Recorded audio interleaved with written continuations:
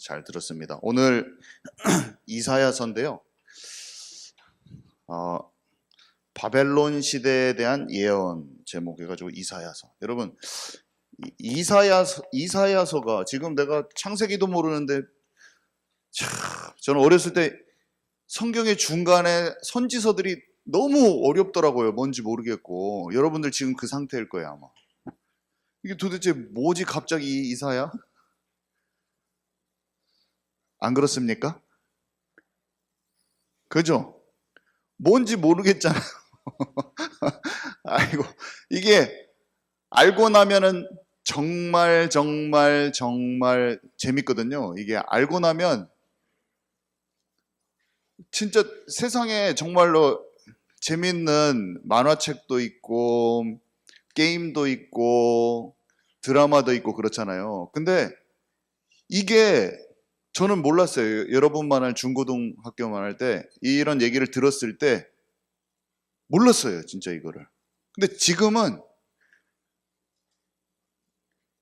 진실일 뿐만 아니라 너무나 생생하게 이 이사야라는 사람이 말한 것이 믿어지고 알아지고 그렇거든요. 참 이것을 제가 어떻게 지금 제가 이렇게 말한다고 알까 이런 생각도 들고 일단은 관심 자체가 안 생길 수 있다라는 생각도 들고 이것을 잘 알게 되는 몇 명이 잘 전달해 줘야 되는. 여러분도 지금 제가 말하는 것에 관심이 하나도 안 생길 수도 있어요. 저는 그랬거든요. 이걸 들었어요. 제가 이거 이사야 이런 말씀도 다 들었습니다.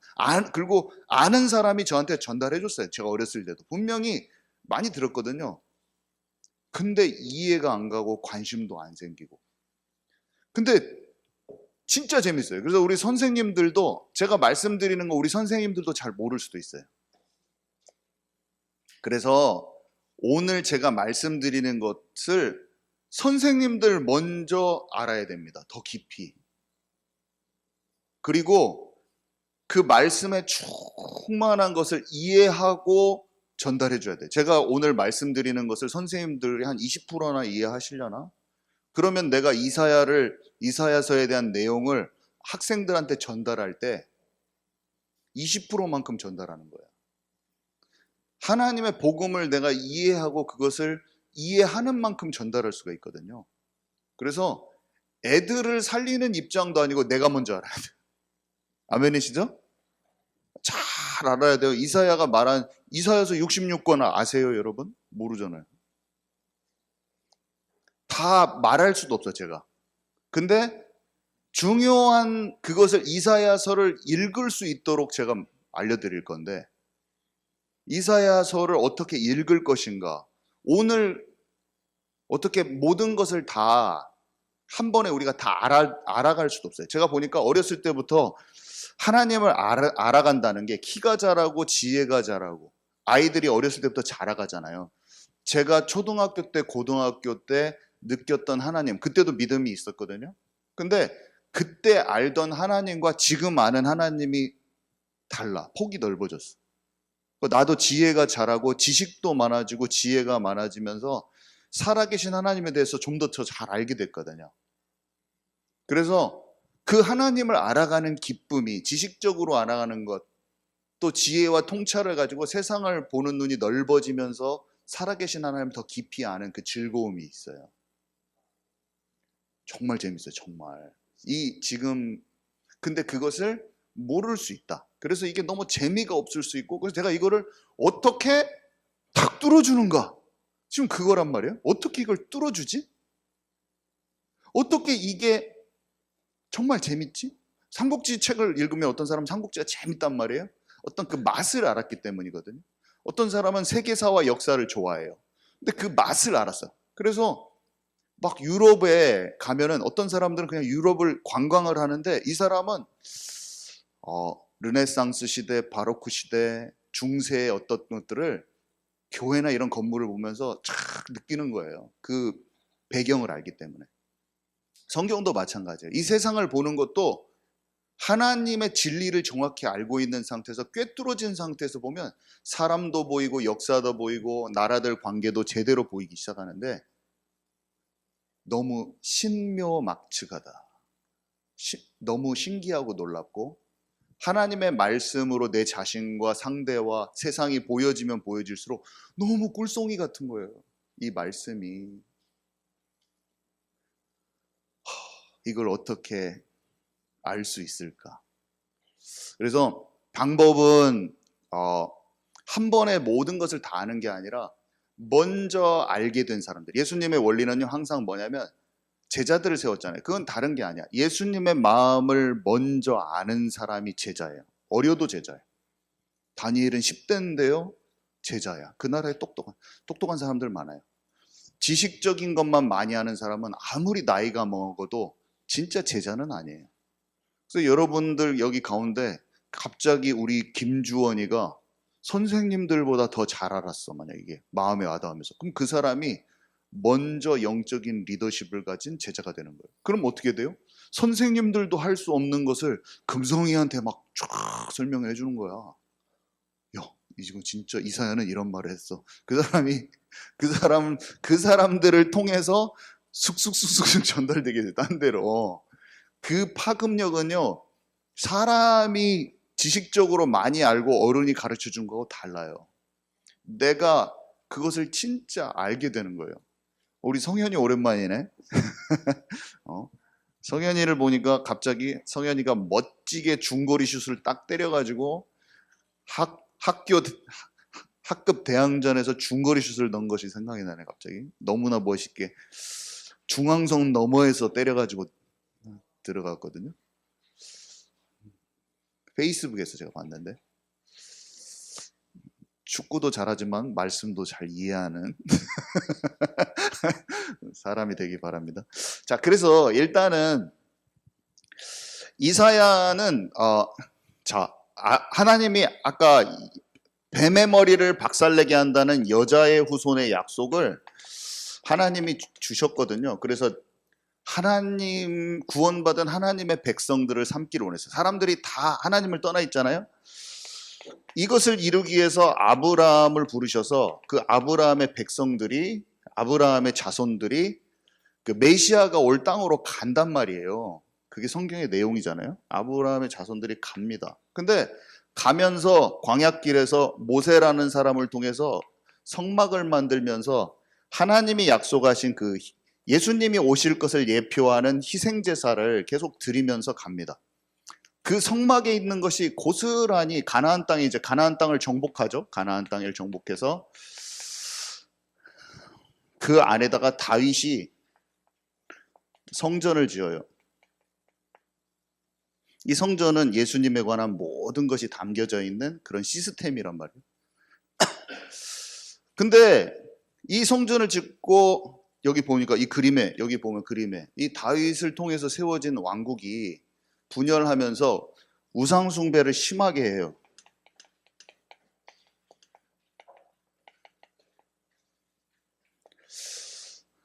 하나님이 아브라함을 통해서 다윗 때까지만 해도 괜찮았어요. 온 백성이 하나님을 잘 믿었단 말이에요. 근데 금세 그 하나님이 약속했던 이것들을 싹 놓쳐버리고 우상숭배로 엄청 심각하게 될 때 여기에 이사야 선지자가 많은 선지자가 있었는데 많은 선지자들이 예언을 했어요. 망한다고, 바벨론이 쳐들어온다고. 근데 이 대표적인 인물이란 말이에요. 이사야 선지자가. 이게 여기를 우리가 지금 본단 말이에요.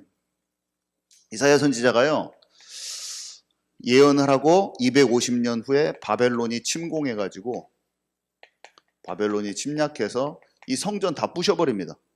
그리고 나중에 70년 후에 성전을 재건하러 사람들이 돌아와요. 지금 그게 성경의 내용이에요. 느헤미야, 에스라, 학개 이런 사람들이 막 와가지고 성전 재건하고 막 합니다. 그것에 쓰임받은 사람들이 그 전에 에스더 이런 사람들이 왕들한테 그 바로 성전 재건을 도와주는 고레스 왕 바로 이전 사람이 에스더예요. 그러니까 히브리인들이 잘 도와줄 수 있도록 그 분위기를 형성한 그런 사람들인데 성전 재건하고 이 성전이 재건돼서 증축되고 그래서 예수님이 오시죠. 예수님 십자가 사건. 예수님이 오셔요. 이 여자의 후손의 약속이 예수님 때 이루어졌단 말이에요. 근데 그 전에 하나님의 사람들 예수님이 말씀하시죠. 내가 포도원 이스라엘이 예루살렘아 예루살렘아 시온의 딸, 내 백성아, 내가 너희를 암탉이 새끼를 그 날개 아래 모은 것 같이 너희들을 그렇게 모으려고 하고 너희를 살려주려고 하고 내 백성 삼기를 원했는데 너희들이 내가 보낸 선지자들을 그렇게 죽이고 아들까지 죽이게 될 것이다 너희들이. 그 얘기를 하시고 십자가에 죽으시는데 그 보냈던 사람들이 이사야 같은 사람들이야. 다 죽이잖아요. 다 죽였어. 근데 이 이사야가 이사야서라는 글에 자기가 글에 하나님의 뜻하신 바를 막 남겨놓았어요. 그 내용이 뭐냐면요.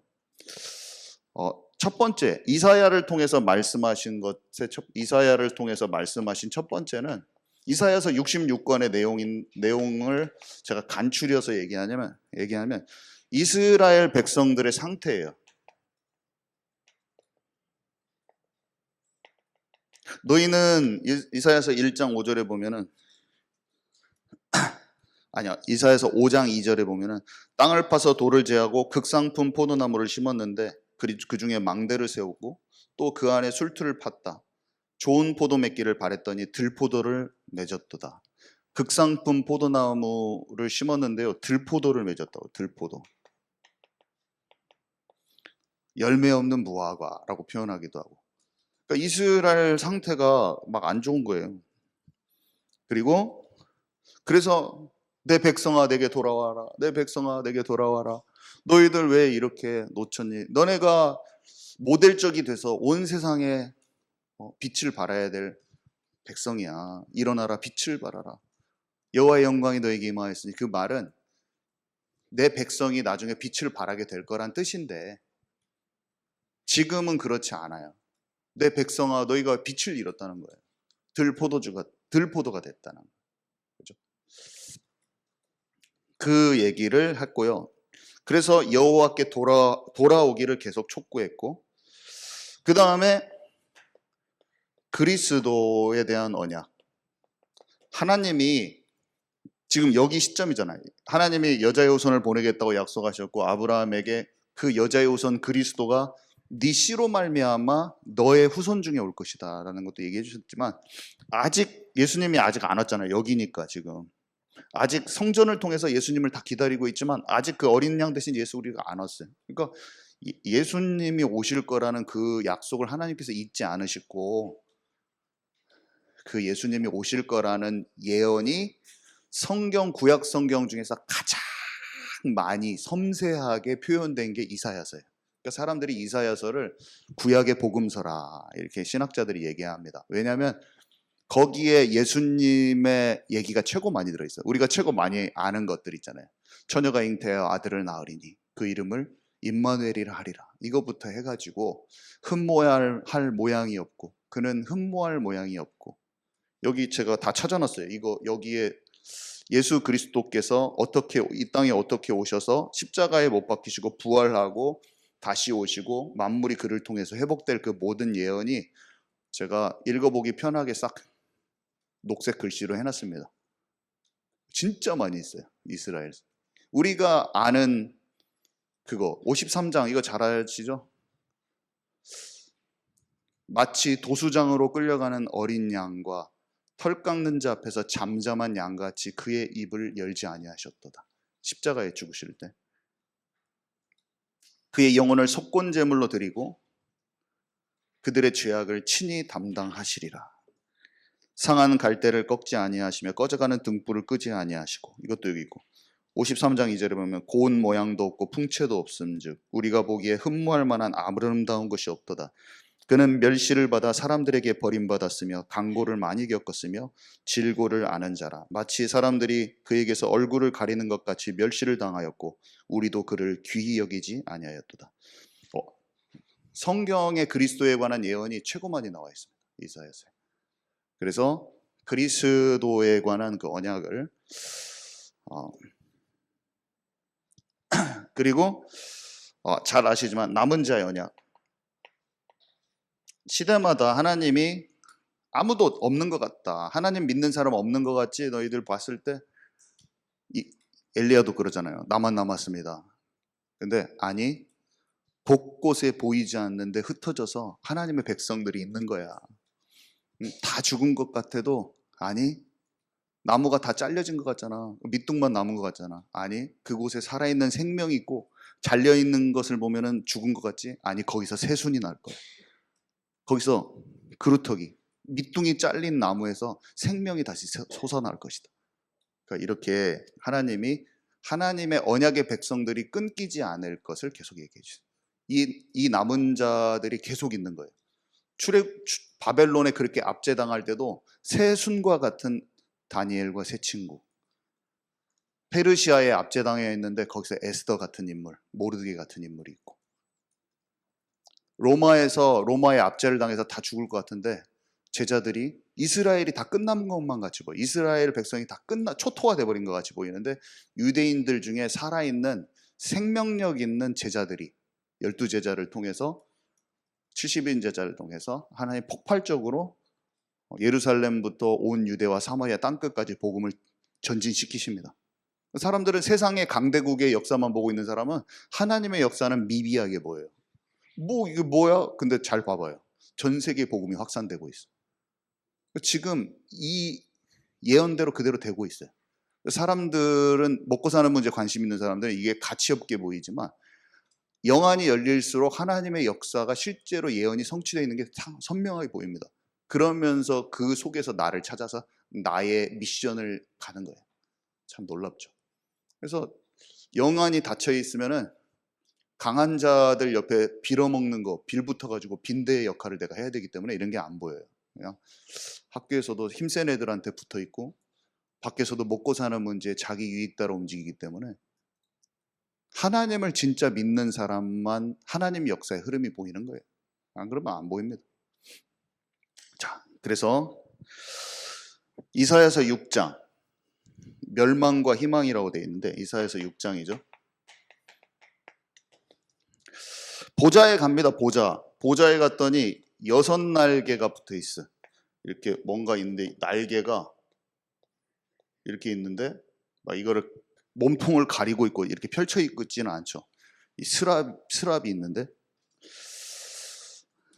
이게 천사가 인간형 천사가 있고 날개 달린 천사가 있고 그 다음에 막 바퀴가 돌아가고 막 그런 게 있고 막 그래요.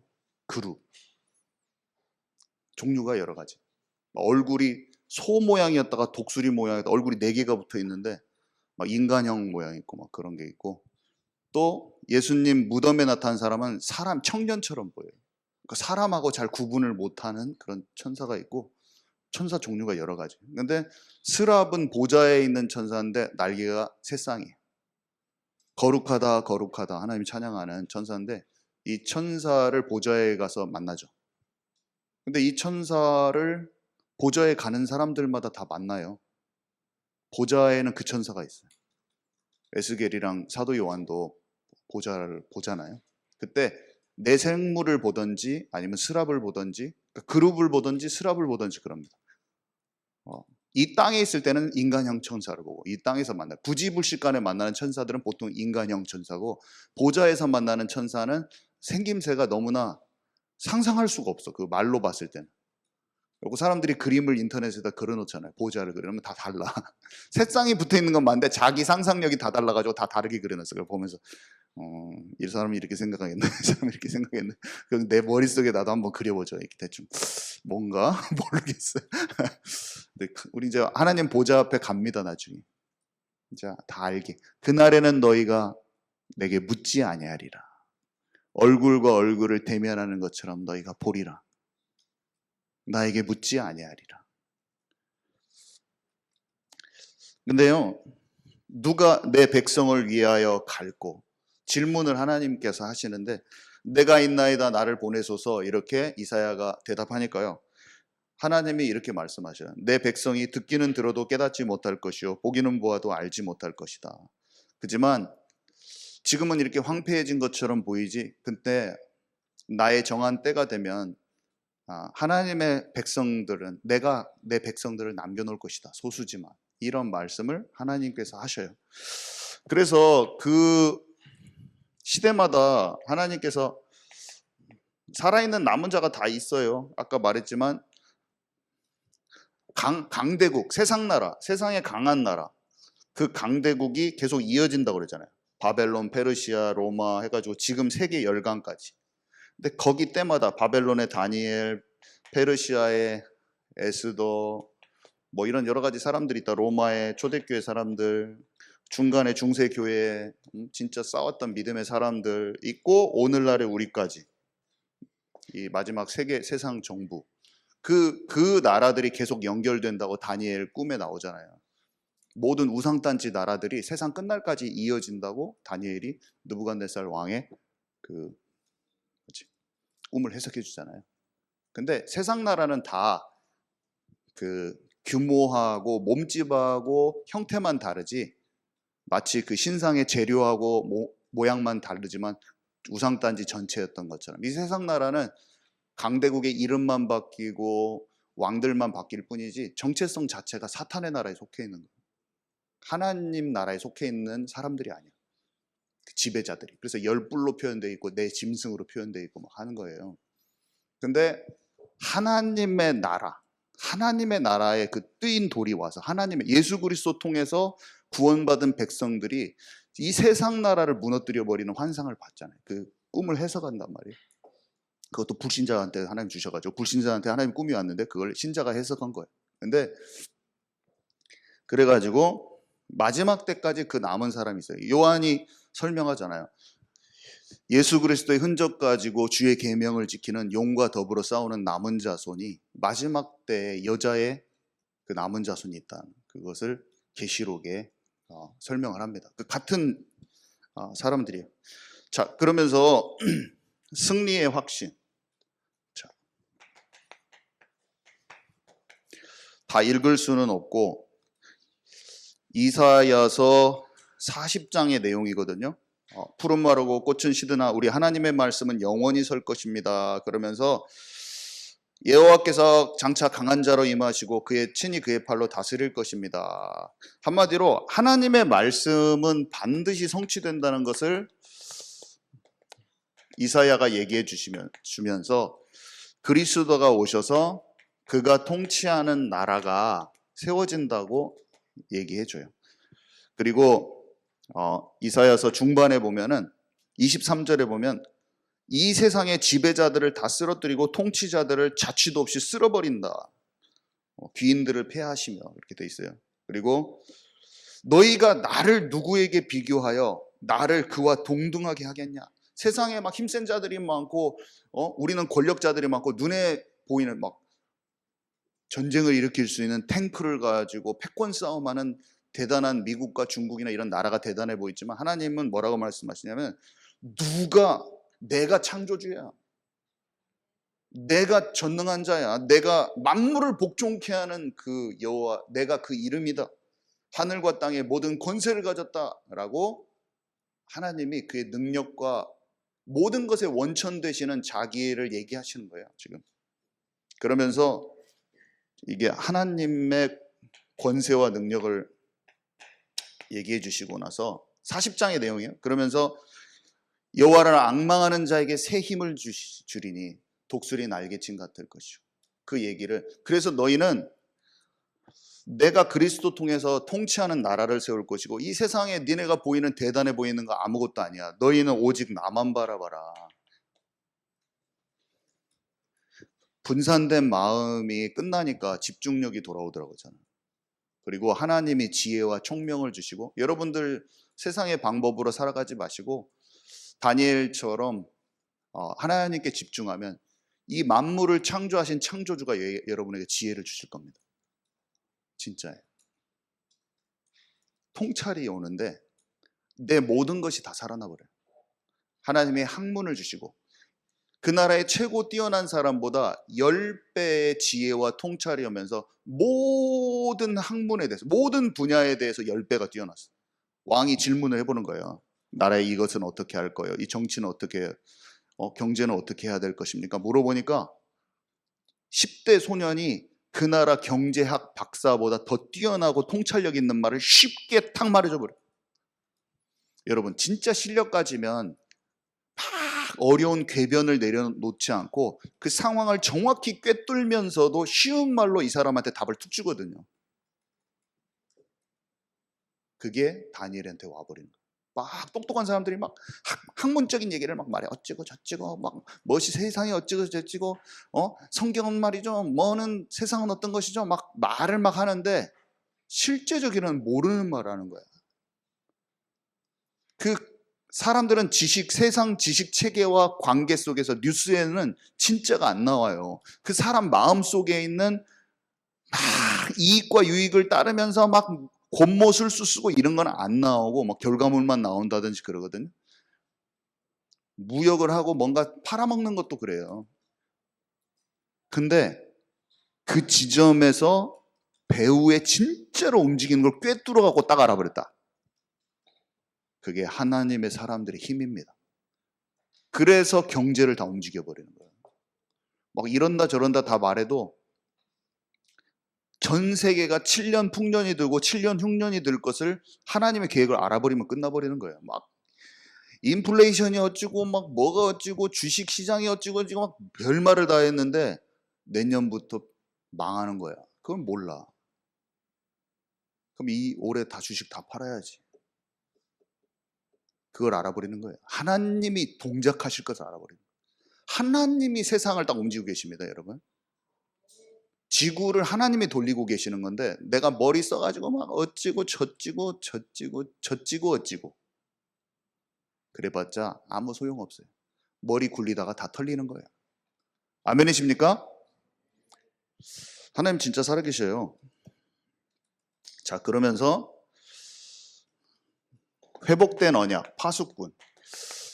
여기는 이사야서 40장이었고요. 여기는 이사야서 43, 60, 그 다음에 62인데 이거를 다시 꼭 읽어보세요. 첫 번째 43장은 43, 60, 62. 제가 시간이 없으니까 빨리 말하고 끝나겠습니다. 43장은 한마디로 이거예요. 보라, 내가 새 일을 행하리니. 여러분 이거 딱 기억하세요. 40장의 포인트는 뭐냐? 하나님의 새 일을 행하시겠다고 얘기하시면서 이 말을 하세요. 너희 이스라엘이 옛날에 출애굽 했잖아.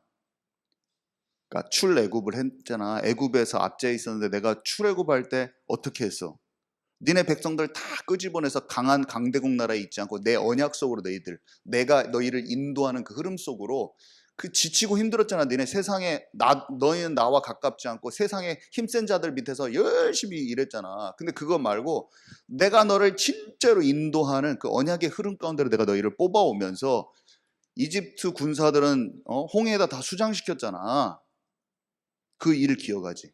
근데 너는 지금 니네가 앞으로 바벨론에 포로되고 우상 숭배해가지고 삶이 어려울 거야. 근데 그 어려운 삶에서 나는 그런 출애굽한 백성들처럼 하나님의 그 역사가 내 삶에서는 체험되지 않을 것만 같지? 아니요. 새 일을 내가 너에게 행할 거다. 그 일을. 출애굽 당시에 그 하나님의 놀라운 역사 10가지 재앙 그런 것이 니네 삶에는 안 일어날 것 같지? 아니, 지금 너의 삶에 출애굽과 같은 어마어마한 무브먼트가 실제로 내 삶에 체험될 거야.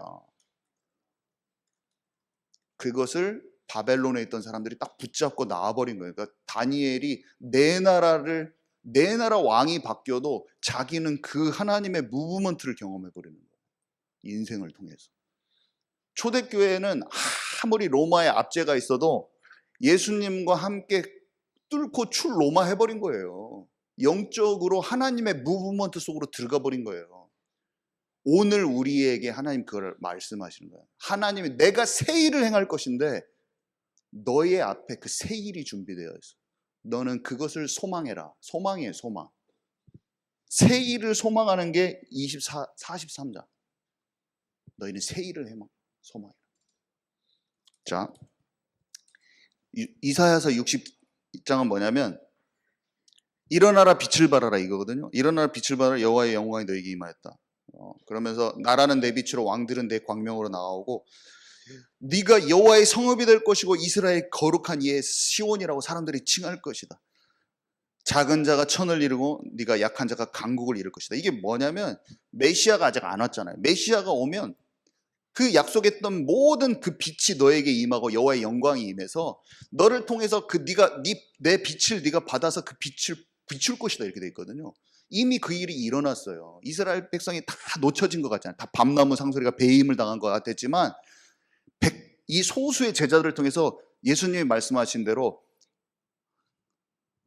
예루살렘과 온 유대와 사마리아 땅끝까지 폭발적으로 복음이 나갔어요. 이미 나갔어요. 사람들 가치 없게 여겨서 모르지만 열방들이 지금 왕들이 돌아오고 있어요. 사실 지금 왕들이 다 돌아오고 있는 거예요. 나라들이 돌아오고 있는 거예요. 지금 이게 지금 성취되고 있는 거예요. 그러면서 장차 내 예루살렘아 사람들이 알아보게 되는 거예요. 아, 이스라엘이 하나님이 말씀하신 그 예루살렘이구나, 시온의 딸이구나, 우리가 알잖아요 지금. 그러면서 네가 본래 그 정체성이 하나님에게 주신 정체성이 너라는 걸 사람들이 알게 될 거야. 그리고 네가 새 예루살렘이 될 거야. 하늘과 땅이 뒤집어지는 거기까지 써 있어요. 새 하늘과 새 땅이. 네가 새 예루살렘이 될 거야. 사람들이 만민이 보고 알아볼 것이다. 거기까지 다 써 있는 거야. 메시가 오셔서 빛을 받고 확산돼 가지고 복음이 전파돼서 나중에 그 빛이 예루살렘이라는 사람들이 알아보고 또 거기로 와. 땅끝이라고 와. 거기까지 써 있는 게 이사야서 60장이야. 오늘 기억하시기 바랍니다. 그 다음에 이사야서 62장. 그러니까 여러분들은 파수꾼이요. 이사야서 62장은 우리에게 정체성을 알려주면 너희는 파수꾼이요. 하나님께서 이스라엘을 이렇게 회복시키는 그 역할로 수많은 사람들이 복음 전파자들이 성벽에 서서 당신들을 그렇게 나팔을 불면서 알려주고 있는데 장차 하나님께서 당신들을 통하여 이런 일을 행하고 이스라엘 회복, 우리가 왜 이스라엘 회복하느냐? 그게 62장 마지막 절에 써 있어요. 62장 6절에서 7절, 62장 11절에서 12절. 하나님이 시온의 딸 이스라엘을 반드시 회복시키신다는 거예요. 제가 이 자료를 제가 오늘 글로 핵심만 하고 성경 구절 다 찾아놨는데 이거를 파일로 올릴 테니까 출력해서 관심 있으신 분은 보시기 바랍니다. 잘 정리되어 있어요. 읽으면 오늘 제 설명 듣고 이거 읽으면 쑥 이해가 버려요. 설명을 한 50% 못했어. 시간이 없어서. 다 읽어보시기 바랍니다. 결론은 언약의 전체 흐름을 이해하는 그 속에서 오늘 이사야를 보는데 여러분들은 하나님의 남은 자의 정체성을 갖기를 원하시고 영원한 것을 붙잡으세요. 여러분들은 하늘과 땅의 모든 권세를 가지신 분이 여러분과 함께 하신다고 약속하셨는데 그 소망을 그것을 놓고 기도하는 사람에게 위에서 덧입혀지는 하늘의 권세가 여러분한테 임하게 돼 있어요. 그게 기도예요. 그러면 하나님이 주시는 힘을 공급받아서 나만의 것을 찾아서 나만의 여정을 비교할 필요 없는, 다른 사람하고 맨날 비교하거든요. 딴 사람이 좀 잘 되면 막 그 사람 거를 따라갈 필요가 없어요. 나의 것이 찾아지면서 그게 탁 갑니다. 글로. 그러면서 우리 시대의 출 바벨론 운동을 소망하는 사람이 딱 돼요. 그래서 그리스도의 언약 붙잡고 복음 전파의 사명이 정확하게 이해되면서 땅끝까지 가게 됐어요. 이스라엘까지 들어갑니다. 우리는 지금 진행되고 있어요.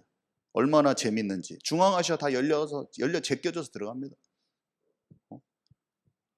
전주 땅에서 팔라우 식구들 다 주중에 애들 16명씩 양육하고 있는데도 별로 없을 거예요. 여기에서 무슬림 애들 돌아와서 주중에 선생님들이, 중고등부 선생님들이 무슬림 애들을 3명을 양육하고 있어. 많지는 않을 거예요. 그런 교회가. 그게 힘입니다. 힘. 그래서 뉴욕 가게 될 거예요. 뉴욕 왜 갑니까? 생뚱맞게 태준이 아버지가 다 뉴욕으로 가서 가게 차려주려고 그래. 태준이는 관심 없고 목사님 되려고 그래. 아버지가 목사님 되면 교회 차려준대. 와서 하기만 하래. 뭔 복이야. 왜 그럽니까? 하나님께 뜻을 정하니까 모든 문을 하나님이 열어 제껴버리는 거예요. 나만 잘 준비하면 돼. 그래서 태준이한테 말하는 거예요. 태준아, 그러면 뭘 준비해야 될까? 저만 준비하면 되겠네요. 다 열려져 있어. 다 해준다는데 나만 준비하면 돼. 뉴욕 왜 갑니까? 전 세계에서 유대인이 가장 많은 곳이 이스라엘 다음으로 뉴욕이에요. 진짜 많아. 그 사람들 알리아 운동에서 돌아가려도 안 돌아가고 거기 있어. 수만 명. 거기 교회 하나 세워야죠. 예안교회, 지교회.